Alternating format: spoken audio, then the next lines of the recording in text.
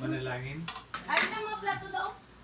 Salamat po, Panginoon, sa buhay po ni Nanay Tina. Thank you, Lord, that you're giving her another year to celebrate your goodness, your faithfulness. Thank you for your love, for your protection. Thank you for all the victories na binigay po sa kanya. Salamat sa mga kagalingan ng kanyang karamdaman, sa mga nakalipas, Panginoon, na pinagaling mo siya, Panginoon. Salamat po sa pamilya na hindi pong binigay sa kanya. Salamat sa kanyang puso na patuloy na nagtatapat naglilingkod sa inyo. Kaya marapat lamang ang pagpalain mo sa panibagong taon na ito na yung binigay sa kanya.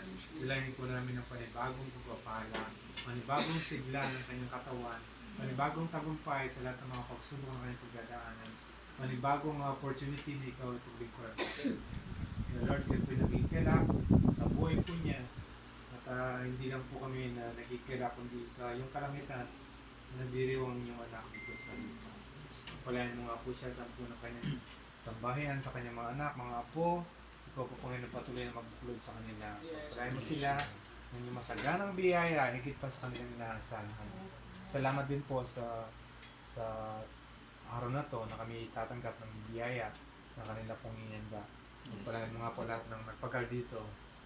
Hindi po ito, balik po ito ng siksik bibig at umahapaw sa ngayon. Minsan pa sa iyo pong papurit pagsamba sa pangalan ng aming Panginoon si Kristo. Amen. Happy birthday to you.